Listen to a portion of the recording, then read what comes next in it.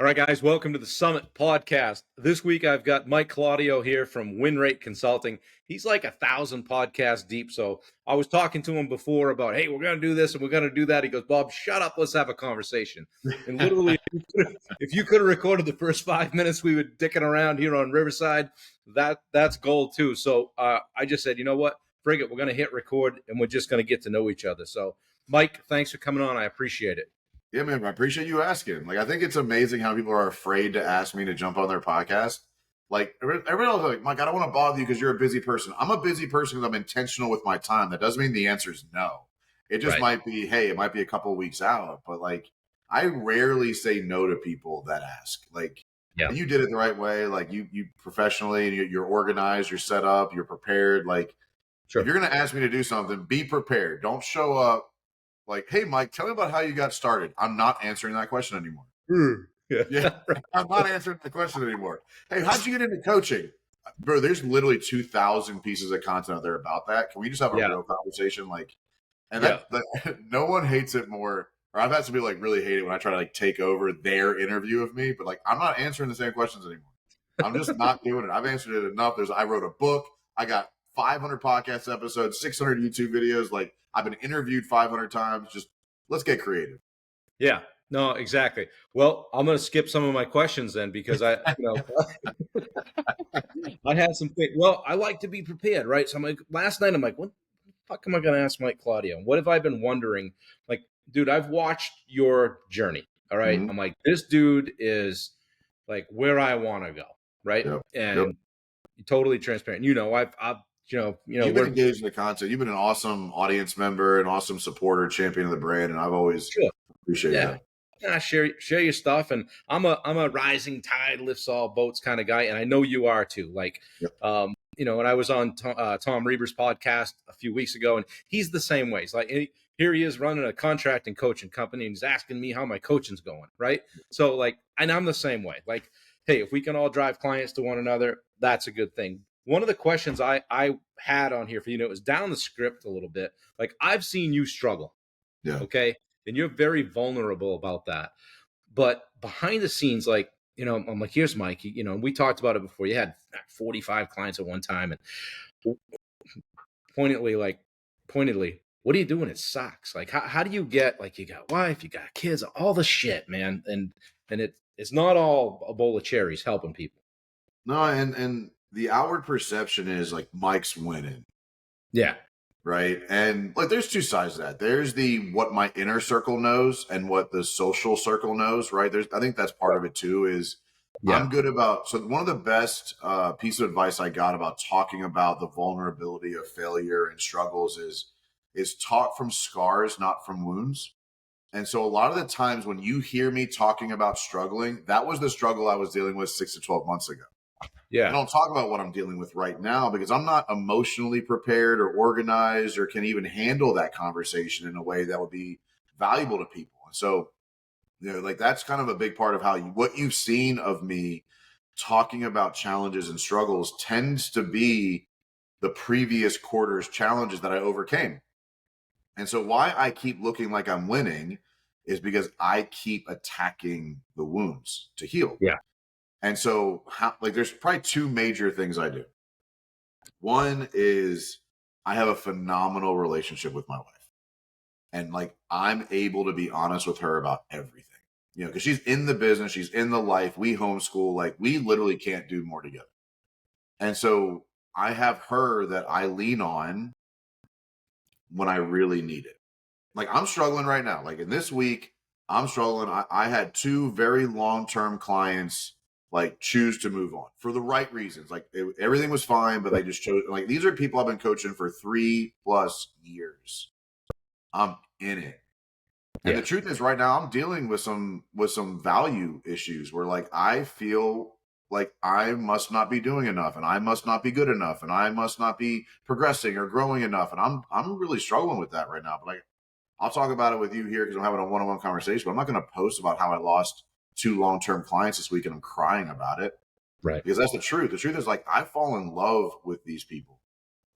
And so, like, the first thing is, like, having a wife and a supportive relationship that is a place that I can go to and be open and honest. And I'm open and honest with Tiff about everything. Like, I've struggled with porn for a long time, and like it's been 2 or 3 years since I've struggled with it. But like now, because she knows about it, because I can say, hey babe, like I'm having like an anxious day and I'm feeling drawn back to porn. I'm just letting you know. Yeah. And it doesn't turn into this, one of the biggest pet peeves for me is when I open up about something I'm struggling with, and then that person turns into a problem I have to solve too. Yeah. And so like my wife has been somebody I can be like, hey, I'm struggling being drawn towards porn. I'm struggling being drawn towards lust. I'm struggling being drawn towards bullshit on Instagram. I'm talking about it so it doesn't become this hidden problem.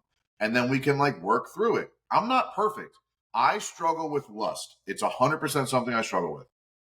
And so being able to have relationships, whether it's your spouse or somebody else, that I can go like unconditionally fail in front of and they still love me. That is a superpower that, like, if you don't have that, you don't understand how powerful that is. And me being able to tell my wife the wins, the losses, the fuck ups, the emotions, the cry in front of the money challenges, the like, for me, like, porn is a problem. It's been like 3 years since I've watched porn, but it still creeps up. And then when it does, I talk about it. So I'd say like having someone to talk to is probably the biggest thing. That you can be fully honest with. Right. That you can tell them when they're hurting you and it doesn't turn into this, like they don't become a victim. They become a part of the solution. Like, and that's like, Tiff and I have been married for 13 years. Or we've been together for 13 years, married for 12.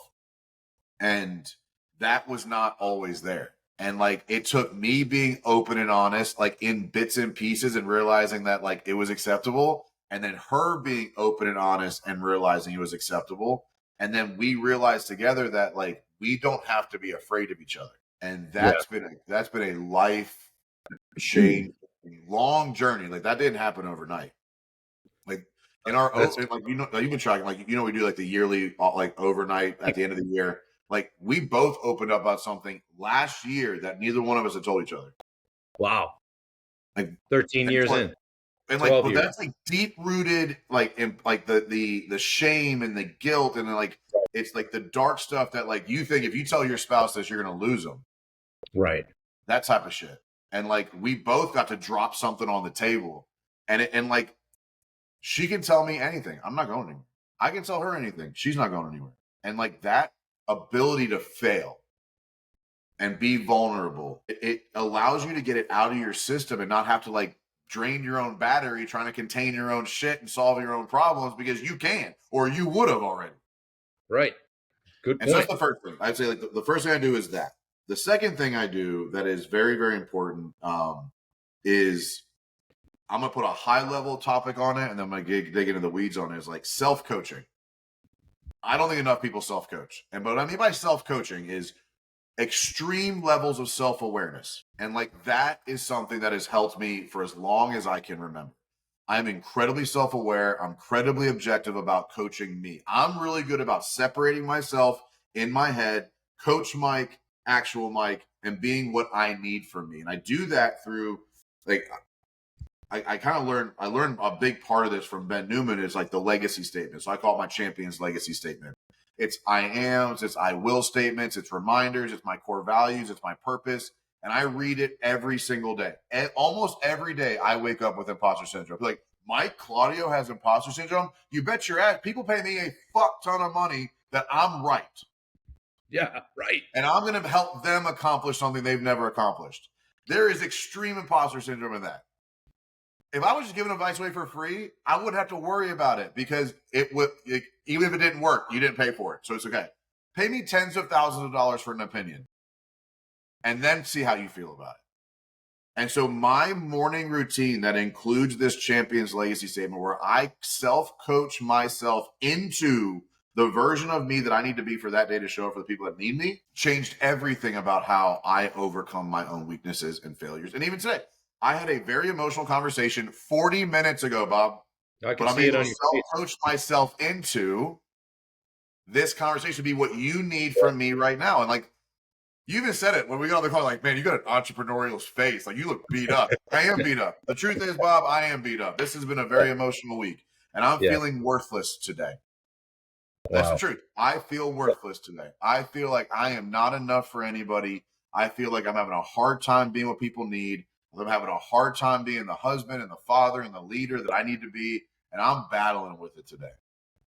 But because I have my Champions Legacy, I can read it, and it's like borrowed confidence from myself. It's like in a state of weakness, I can borrow from the confident version of me. And that allows me to show up like this and be prepared to do this podcast and coach you through how to have the best podcast possible, and not just like mope through this and like, oh, here's just another one, whatever you need, Bob, whatever you have. Like, no, I'm not a fucking circus act. Like, I'm not I'm not a dance monkey. Like, no, I'm not answering the same stupid questions anymore. Like, I'm just not doing it. Like, I can show up to this and bring the energy and bring the power and bring the intelligence and bring the articulation and bring the message that was needed today, because I'm able to self-coach myself. And because I can be self-aware, I'm battling with self-worth right now. I can say that, and I can still work through it because I can acknowledge it, I can compartmentalize it, and I can attack it or put it aside for right now. That issue does not help me show up how I need to right now for you. And I committed to you I'd show up the best version I could for you, for this opportunity for us to bring value to people. And so I can cry 40 minutes ago, coach myself into the version I need to be to show up for you. And like that self-awareness and ability to compartmentalize, because I know what's going on inside of me, that's worked me through every up and down. Because I'm good about pulling myself down too, because I don't think anything's ever as good or as bad as you think it is. Right. Ever. You know, you're a contractor. When your bank account's up, you wrong. You owe somebody money. Like, Not mine. bro, it ain't your money, man. And it's like, oh, dude, the bank account's flush. And then like a week later, like, bro, I spent all of it. Yeah, that's how that works, man. And so like nothing's ever as good or as bad as you think it is. And I really adopted that into making sure I don't get too high. Because when you get too high, you get blinded by the reality. And when you get too low, you get buried by it. And so like when you're in a plane 30,000 feet up, you can't see the reality of what's happening on the ground. That same thing happens when you get too high and you like give yourself permission to celebrate too soon, or you think that like, oh, dude, that contract's coming through. It's like that real estate agent that said, dude, do this one for, I got plenty more coming for you. And you're so excited about what they're about to bring. It ain't true. They lying to you. It ain't true. 100%. But it's like, if nothing's ever as good or as bad as I think it is, that helps me self-coach to the reality. Yeah. And the reality is I need to show up prepared today. And the reality is I got to do my shit today. And the reality is I got to self-coach today. And the reality is I got to manage money today. And the reality is I got to be a dad today. And the reality, I got to be a husband. I got to be an athlete. I got to eat right. I got to do. The reality is I have to make good decisions today no matter how I feel. And when you let yourself get too high or too low, it destroys your ability to make decisions based on the reality. Straight fire, guys, from Mike Claudio. So this has been the Summit Podcast. Now, dude, perfect. Answered all your questions. Perfect. I came with my questions. He told me to stuff them up my ass. Let's have a conversation. I love this fucking guy. Good stuff, man. Good stuff. I want to go back a couple of days, and you know, you see all this crap on Insta about, oh, I love my kiddos and all this bullshit, right? Okay, we're getting fucking real here now. We're having a good conversation. I love this. I love my kiddos, and then my kid, all this stuff, all this validation that parents have. Going to the beach, we're going to the fun park today. You get on there yesterday, I don't know what it was, Instagram, Facebook. You get on social media and said, yesterday, my kids are being pricks, or they're being jerks, and here's how I responded to it. Talk about that for a minute. Like, dude, you're parenting. Thank you. Yeah. Thank you for raising good humans. Look, I'm not gonna die. Like, I'm a wealthy person. Like, I make a lot of money, and I have a real concern about what that's going to do to my kids, because we homeschool. Yep. And so they don't have any, like, they obviously have a lot of engagement with other kids, but like, I had to unlearn my childhood. Like, what does school look like? What does sports look like? What does challenges look like? And like, the reality is we have a nanny, I have an assistant, we have a big house, we have a nice pool. They come and go as they please. They kind of have a lot of freedom. They can sleep in. Like, they don't do any of the challenges I dealt with. So I have a real concern about, am I setting them up for failure? So I'm probably hyper focused on making sure that they like stay in a lane of respect and values and professionalism and maturity. And so I found out that they were treating the nanny poorly. Like, they were just being like I don't think they were like above and beyond but they were above and beyond my standards. And so I was like, cool, we got to teach them some lessons.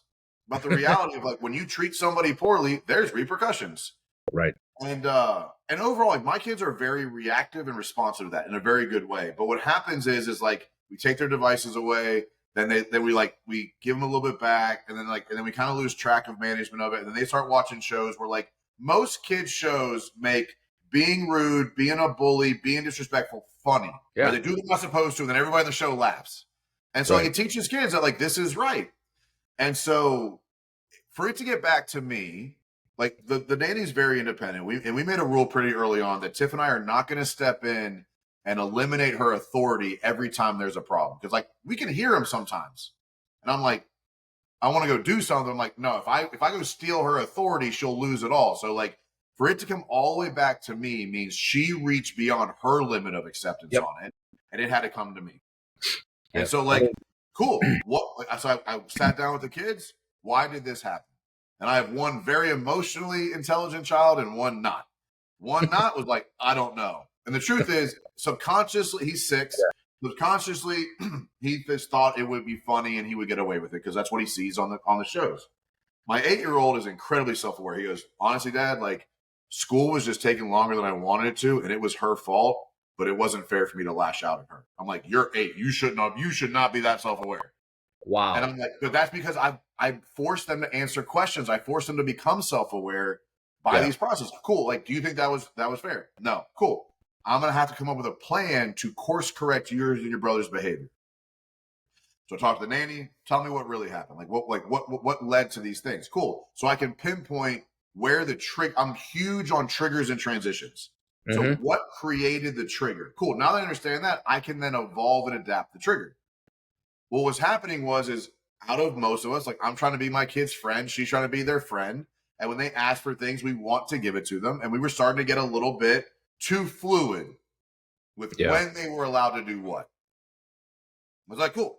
They think they're entitled to playtime. They think they're entitled to their screen. No, those are privileges that they're acting as if they're entitled to, and their responsibilities are appearing optional. Cool. So you saw the post. Here's their check-in form for today. Boom. So I create a check-in form or a checklist of like things that need to be done before you earn privileges. Because the reality is like we have a housekeeper, we have a nanny, like they don't have to clean up a lot. Right. And like that's because that allows me to do what I need to do to make the money and like make the impact I want to make. I earn the right to pay for those services to buy my time back. They're 8 and 6. They earn the right to shit. But the reality is they're in the environment of it. So they see my assistant helping me. They see the nanny helping them. They see Tiff. Like that's all they know. And so I was like, listen, I sat them down that night and was like, look, this is unacceptable. This cannot and will not happen again. You guys are operating very entitled to privileges and you're operating as if your responsibilities are optional. So to fix that, we are going to create a daily checklist that you have to complete before you are allowed to do anything fun. School can still be fun, but like you're not allowed to play. The screens are gone. The screens are gone for the foreseeable future. Just absolutely. Yeah. They're literally in the safe. Like they're they're just in the safe for the foreseeable future.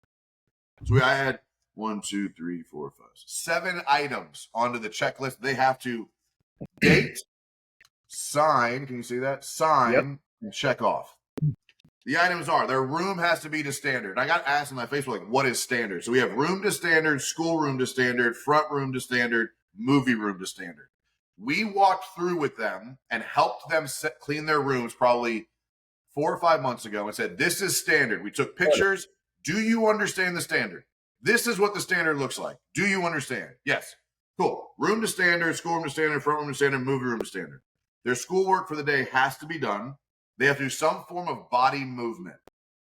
They go for a walk, work out, yoga, whatever, body movement, and they have to help Andrea with a daily chore. And so until that list is done, you are not entitled to shit. And even if that list is done, you still may not get shit. So just sit there and suck it up. But here was the big one. I was a spanked child. And like I'm not against spanking, but I'm not pro spanking either. I don't think it accomplished the goal that was desired outcome. So I was like, what would be the most impactful? So if at any point they neglect the list, show disrespect, don't do what they're supposed to do to the standards and the values we operate by, They will be sent to their room till tomorrow. I don't care if it's 9 a.m. Right. You're going to spend the next 24 hours in your room by yourself. And I think the reality is, like, I don't think kids are forced into boredom enough to be creative, to think for themselves, to like have ideas, to be able to think through things. They're just on to the next distraction. And so their punishment, I wanted to spank them. I really did. Because Everett, my 6-year-old, called Andre, his nanny, his servant. Ooh. And that threw and he saw that in a show. Like, he doesn't even know. I said, Everett, what can you define servant to me? And like, he can't. Like, he just thought it was funny. And I'm like, it's not. It's disrespectful as fuck. And so here's what we're going to do about it. I'm not going to spank you. I'm like, hey, and I'm very honest with my kids. I'm like, Everett, I really want to hit you in the face right now. I just want you to know that. Like, that was really disrespectful. That woman works her ass off. I really want to hit you in the face right now. But I'm choosing not to, because I don't want you to think that every time you are wrong, you're going to get hit. But if this happens again, you're going to get spanked. I want you to be, this is very clear. This is I'm big on performance improvement plans. And the biggest part of performance improvement plans is what happens if your performance does not improve. If this happens again, you're getting hit. I'm just letting you know right now. I'm reserving it for later. I'm not using it on this one. But if it happens again, it's going to happen again. Boom. And I'm very honest with my kids about, like, when I'm struggling or when I fail, I apologize. Like, I don't think enough parents and like my generation's parents apologize very often. I don't think they knew like the power of it. So I'm not afraid to apologize, but I'm also not afraid someone will punch him in the face. Like, I will hit you if you do this again. And so it was a great conversation. And the last 3 days, I got checklists signed and delivered. Things are getting done. People feel appreciated. And they learned a lesson about, like, if you take things for granted, they will be removed from you. If you act as if these things that you are being given are entitled to, I will remove them from you. And I struggle with this because I really want to be my kid's friend. The truth is, like, me and my dad don't have like a really strong relationship. And that's like a fear of mine, is that I'm going to have the same disconnected relationship with my sons. And I have to battle sometimes the being their dad and wanting to be their friend. And that's I think a big part of where, like, my emotions this week are coming from is I didn't get to be their friend this week. Yeah. And I think that does scare me, that like I'm going to become this thing to be fearful of. But I also can't let them operate however the hell they want. Like, there still has to be standards. And like, as a leader, as a coach, as a parent, as a man, you have to be the bad guy sometimes. Mm-hmm. And bro, I hate being, as much as I got this like silverback gorilla fucking nickname, and like people think I'm an angry person. I love very, very much. And sometimes my aggression is, I love you more than you love you, and I need to snap you out of it. But the reality is, I don't like being the bad guy. Right. I don't have a lot of friends. Yeah. I don't do well with friends. I coach everybody, whether you're asking for it or not. I can't turn it off, man. And when you got a neighbor that just wants to get drunk and hang out, you ain't gonna like being friends with me. Right. And so, like, I have extreme fears and anxieties that I'm not going to have an adult relationship with my sons. But that is not my responsibility. My responsibility is making sure that they are successful. And look, they're going into a generation where, like, they're already outperforming 20-year-olds, right? When my sons get to the point of adulthood, they're going to be leaps and bounds ahead of the competition. And like, I can at least look at that and know that to be true. As much as I desire to have a relationship with my sons, the truth is they're going to be out in the world making an impact.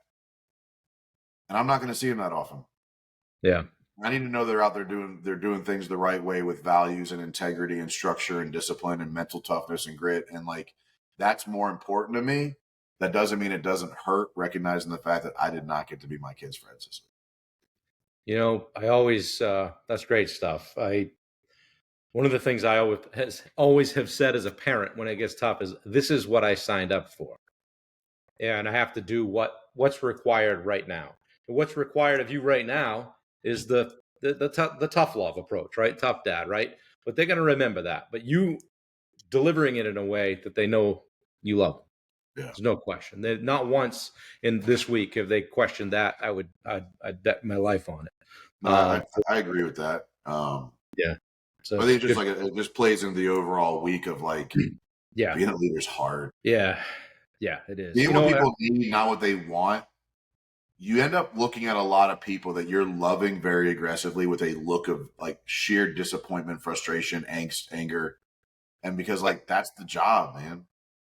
That was where I was headed next, actually, was like, I remember being, you've had jobs before you were coaching, and I've had bosses say to me, look, Bob, not everybody fucking shows up the way you like. Why are you getting so pissed at everybody? And I'm like, because these fucking people have more to give. They're better than they're what and Wendy will say I've to been me, doing that since Little League, bro. I was a kid on the field Bob, telling people to try yeah, harder.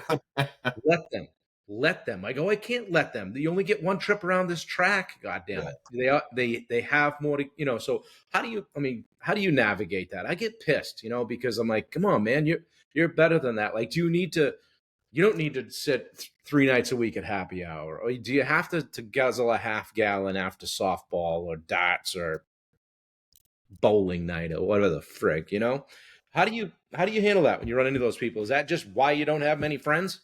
Yeah, that's probably part of it. I have a statement I've lived by for the last several years it was done out of selfishness to protect myself for the people that do matter. And the statement is, not everybody deserves the best version of me. The best version of me is a gift. Yeah. I care, I love, I support, I show up for at the sacrifice of my own things more often than not. I pay for things. Like, I was always a guy paying for everything. Like, I'm sure you were too, right? Like, every barbecue, every night at the bar. Whether I have it or not, I just exactly. So me having to draw a line was actually, it was selfish to protect me because I would give endlessly. Yep.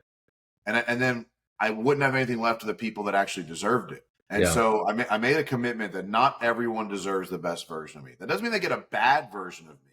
Like, I'm not mean to anybody. Like, I'm gonna tell you the truth. Like, I'll tell them, hey man, like, your lack of respect and the fact I can't count on you for anything, I just can't spend time with you, man. Like, that's the truth. Right. It's not mean. You weren't being mean. If that's mean, it's because you knew I was right before I said it. And like, you're just mad I called you out on it. And so not everyone deserves the best version of me. And creating that threshold of who I will and won't give these things to has helped me a lot with having a lot more to give to people that do deserve it. And so your next question will be like, well, Mike, how do you know if someone deserves it or not? Core values, right? Core values, how you show up, how you communicate. Like, lie to me once, you're out. Like, if I can't trust you, I can't trust you with the gift of everything I have to give. Because the people that are inside that circle get everything I have to give. Lie to me once. And again, I'm not wishing you death. You're just not getting everything I have to give. And that frustrates the shit out of people because people feel entitled as fuck. I get a DM from somebody because you had unthrottled access to my DMs that I owe you my time. Right. Who the fuck do you think you are? It doesn't work that way. And people get so hurt about it as if like I'm somehow insulting them because I won't stop what I'm doing because they just walked in my front door. Right. No. And so like, if you don't operate by my values, I don't wish ill upon you. Like, and I don't want you to go hungry. You're just not eating at my table. I love that. Yeah. I had somebody that I just disconnected with them on social media. We weren't aligned. I didn't want to give them a window into my world. And I got a note from him that I'm so hurt by this. I'm like, fucking social media. Bro, the amount of people that I unfriend because of their negativity and then they get mad at me about it, like, I don't understand why you think that I owe you an audience. Right. You post bullshit, half-naked women, political shit, negativity. You talk shit about your customers on your social media. I don't want to look at that. Right. I don't want you to lose, but man, I don't need to allow you to impact me. I don't need to be influenced by you. I don't need to have I don't need that shit. Yeah. And then you're like, hey Mike, I can't believe you unfriended me. I can't believe you're paying attention. I got better shit to do. Like, you monitoring your friend list? I don't have time for that. Right. I'm regularly unfriending people who are not engaging in my stuff through the friend filter because I'm regularly at 5,000 friends on Facebook. I don't have a choice. I have to get rid of people. And I run the friend filter. And I get rid of people who are not engaging in my shit. If you're not engaging in my stuff and I unfriend you, who's wrong? Good point. Who's wrong? I'm not just going through unfriending people. If you're negative, toxic, bullshit, immature or not engaging in my stuff, I'm unfriending you. Because there's somebody who needs my shit. There's somebody who needs this advice. There's somebody who's bringing positivity to my involvement with social media. And if it ain't you, I don't owe you an audience. And you don't owe me an audience. And if more people would just like worry about their own shit, they'd be a lot happier. My friend Dave will appreciate that comment because somebody asked him one time, "Hey, how many friends you got on Facebook?" He said, "Well, I'm down to about," and he just calls them out. He's like, I don't want to hear your crap. I don't care what your political affiliation is. I don't care what you think of this or that. I don't want to hear about it on Facebook. This goes back to what you said earlier, like how do I manage the downtime? Or like the down times, like the frustration, the anxiety. Yeah. When something triggers negativity in me at all, I cut it out. Yeah. I owe it to me to remove triggers that make me feel worse. Yeah. And so if your content makes me feel worse, it is my responsibility to remove things that make me feel worse. And so like that is a self-preservation. And this is the truth. And nothing will lose a relation for me faster. If I have to set a boundary for my self-being and my self-worth and my ability to function, and my boundary turns you into a victim, I am done with you. Right. That means you're putting yourself above my well-being because I unfriended you on Facebook, or I said I can't make the party, or I said you can't come over this time. If that boundary turns you into a victim, that means you literally have zero empathy or interest in what's best for me. You ain't a friend. You are not a friend. And like, I will pour out endlessly. Then the first time I set a boundary, you act all like, how could you? You're a taker. Yep. And I don't have time for you. Good stuff. Yeah. Because it is my responsibility to protect me. And if what's best for me turns you into a victim, I am done with you. Which means it literally is saying your emotions come above my well-being. Right. And that is not somebody I need in my circle. It's not okay. Dude, you're a passionate guy. I've seen it. Yes. Oh, yeah. This is fucking great. But so like we're similar in a lot of ways. Yeah.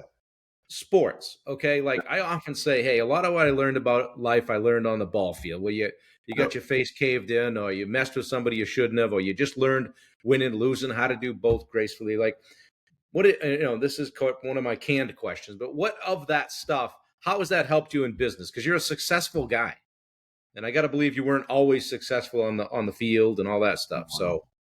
No, I mean, I was definitely a gifted athlete. Like I did football, baseball, basketball, and track in high school. So like I was an above average athlete. I wasn't great at any of them. Like I was an all region, all state, but like I wasn't like epic. I've thought about this a lot because a lot of my interviewing is related around like I think athletes are great candidates specifically for sales and like high leadership roles. And I think the number one lesson that I took away from all of it is you can do everything right and still lose, but you still have to show up the next day. Yep. And like that's not life and business and sales and production and like marriage and parenting is you can do everything right and still lose. And you still have to show up the next day. And like that's probably the biggest thing was like you can prepare all season for the championship, lose the championship, and you still have to show up to practice the next day. Mm-hmm. And like that's life, man. Like that is. And people who don't have that experience assume doing everything right means they're guaranteed to win. And I think we're seeing that a lot in this generation, right? My generation, like these 20 to 35-year-olds are like, I did everything right. I'm entitled to a win. Yeah. No, you're not. Mm-hmm. And I think like, look, there's a lot about preparation. There's a lot about the work today is for a win in the future. But I think the biggest lesson that I learned over years of competing at a high level is you can do everything right and still lose. Yeah. And the real win, I talk about this a lot, the real win is, did you do everything you could? Win or loss, you can walk away with your head held high. One of the biggest emotional losses in athletics, or just competition in general, maybe not just, but competition in general, is you win, but didn't give it your all. And people start celebrating you. Because the minute you start getting celebrated, when you won, but you know you didn't do everything right, or you cheated, or you cut a corner, or you misled, or you lied, you immediately have to defend against the celebration, because if they actually knew what happened, they wouldn't be. That is the hardest, most disappointing, most debilitating things that happens in competition. When you win and you don't believe you deserve that win, you have to then negate all the celebration and have to be a self-defeatist. And that creates so much performance anxiety and so much depression and so much self-hatred. I'd rather give it my all and lose than cut a corner and win. Absolutely. And anybody who's won something and knows they cut a corner to do it, maybe didn't cheat, but like didn't go as hard as they could at practice, didn't take that extra. Like I still remember like football games that like I came up a yard short. I could have went a yard harder, right? Like I still think about the times I could have done a little bit more. But when you give it your all, you don't even need the trophy. The trophy was you gave it everything you had and you know you did. Yeah. But when you win and you know you didn't deserve it, that is the worst thing that can happen to an athlete or a competitor.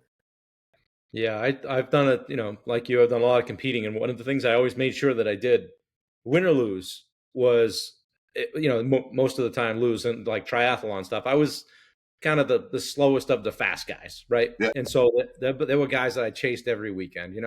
I made sure I went up to them at the end and say, you know what, motherfucker, you got everything I had today. Yeah. Because because when I won once, a guy came up and said, I just didn't have it today. You know what? Fuck you. You could have beat me with your all. Yeah. Bullshit. I took it to you, end line to end line. So honor in sport, respect the game, right? But the same goes for business. Respect the business, respect the fact that, you've got people that work with you and for you. And you've got families out there, and that way, I'm sure that weighs heavily on you. It has me when I've had, employees in the past. It's no joke. It's sort of like being vulnerable and open with my team, just like my kids. Like when I'm struggling with something, I'm going to talk about it. Like they know I'm giving it all I have because I talk about it. Like win, loss, lesson learned, whatever. Like I'm sharing it, saying like, "Hey guys, I'm really struggling with this one. Like just FYI. Or, hey guys, I'm having a bad day today. Just like I communicate proactively about all of that stuff. Yeah. Then they don't question the decisions I make because they know that I put everything I had behind the decision. I've told this story before. I'll make it quick, but I had a tap out of Ironman Lake Placid in 2008 after the swim. I was sick, fever, whatever, and my daughter was 10. She came down and gave me a hug, and I said, "Remember when I tell you don't expect life to be fair? This is what I mean." And to your point, I did everything right. I trained for a year. Carpet right out from under me. Big deal. Yep. We go back to the workshop. We show up again next year, and we go harder. But a lot of people would have used that as their excuse to be a victim forever. Yeah, I used to do Ironmans, but I got sick once, so I kind of stopped doing them. Nah. What a pussy statement. Yeah, exactly. Well, we all hear people talk that shit all the time. Right. All the time we hear people that use that one thing that didn't go their way as the reason they're a victim forever. Nope. That person took from me. That person took advantage of me. That person stole from me. That person quit on me. So now I don't have. Bro, that was like 6 years ago. You had 1,000 chances to fix that. Yeah.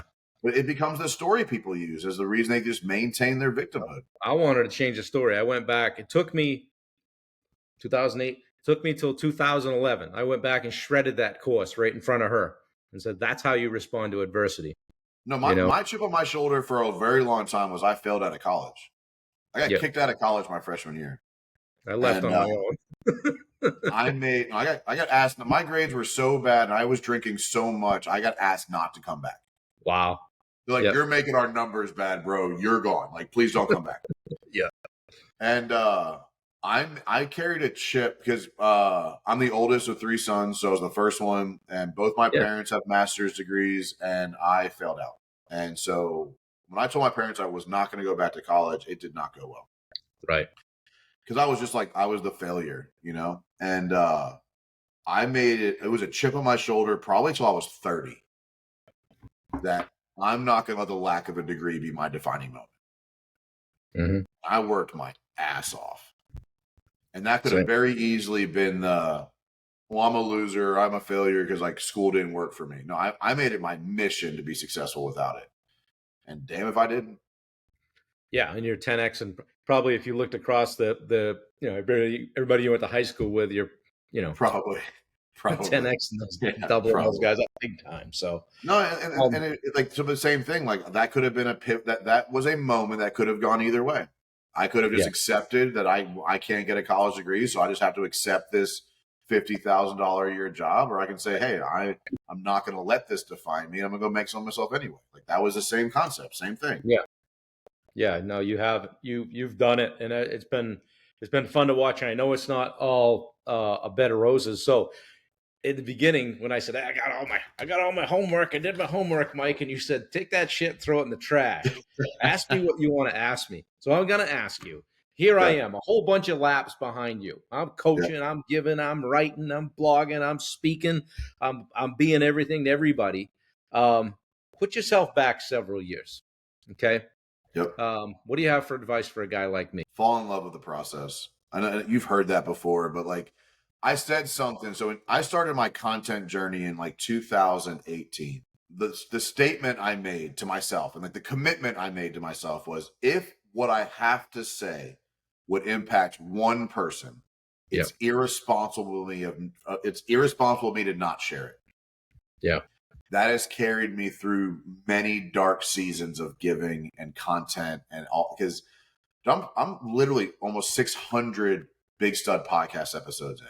Oh yeah. I've been interviewed on over 500. I got 600 YouTube videos. I've coached hundreds of companies, thousands of people.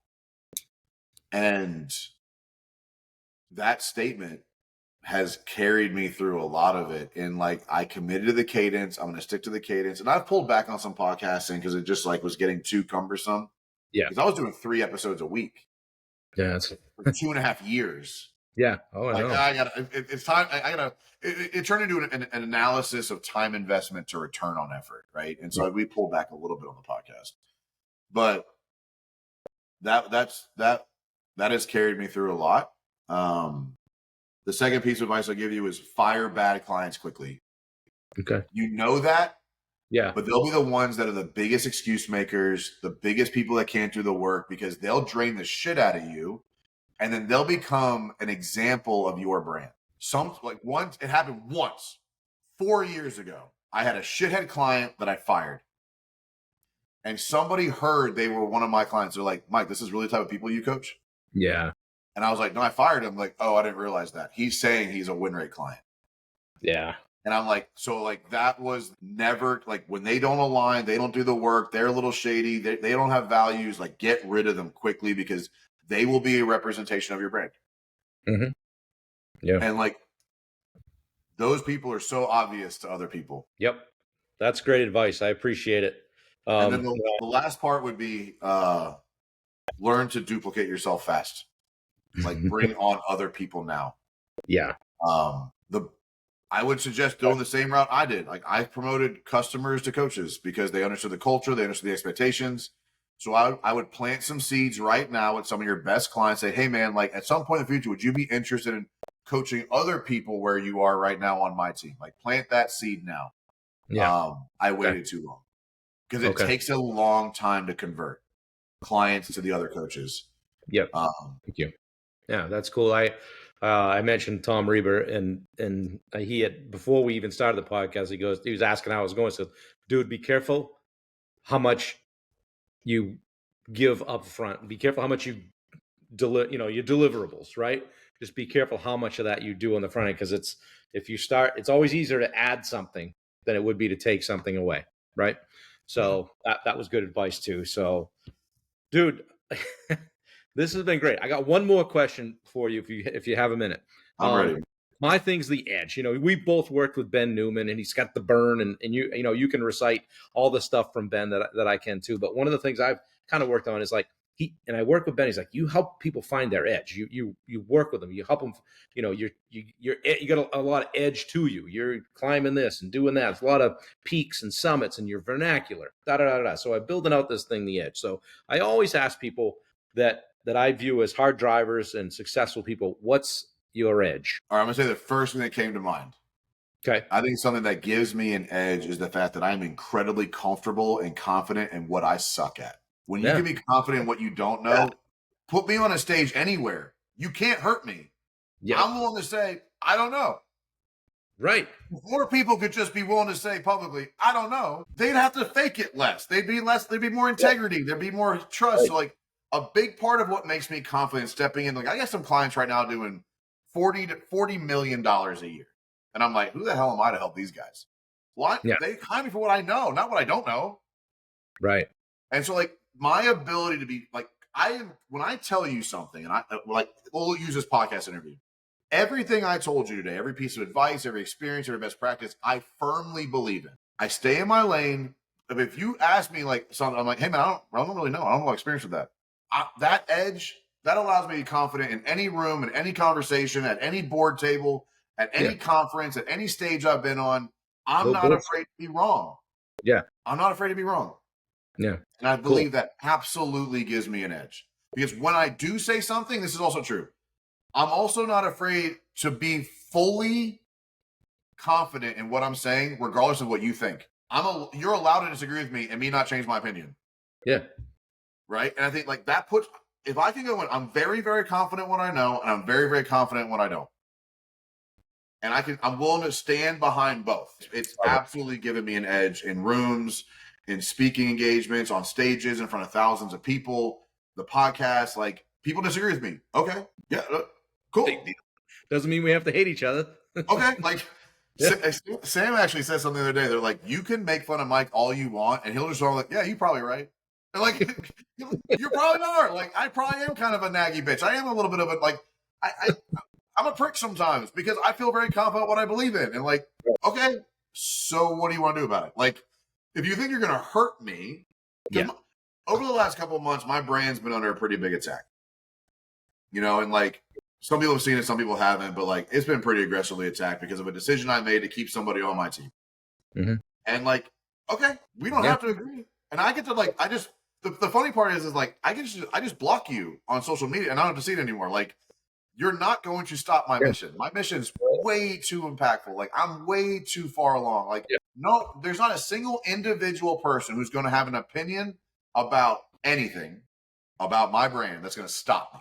And like, okay, I don't have to engage. I don't have to accept. I'm sure you must be judging. You're like, who are you to coach people? Okay. Okay. Somebody, the people who are paying you disagree with you. Right. Well, check out my house. I kind of like it. If you have an opinion about WinRate or Mike Claudio and you've never been a client, you don't deserve an opinion that I have to care about. Your opinion is based on what you want to believe. And confirmation bias, if you don't like me, the confirmation bias is going to say anybody who doesn't like me must be right. Right. If you haven't experienced it yourself, come to one of our events. I'd love for you to. I'd love for anybody to come experience one of our events. Yeah. And if you don't like it, I can still be okay with it. I don't have to change. And people are so entitled that their opinion must create change, must create a reaction. Right. But like, I think the edge that I operate with is that I am very confident in why I believe what I believe. Mm-hmm. And I'm very confident in what I don't know.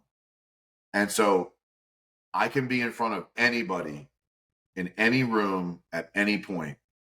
And I might get laughed out of a room because I'm wrong. And I'm okay with that. That's a lesson learned. It doesn't stop me. I'm not afraid of it. I'm not embarrassed about it. I love being proved wrong. That makes me smarter.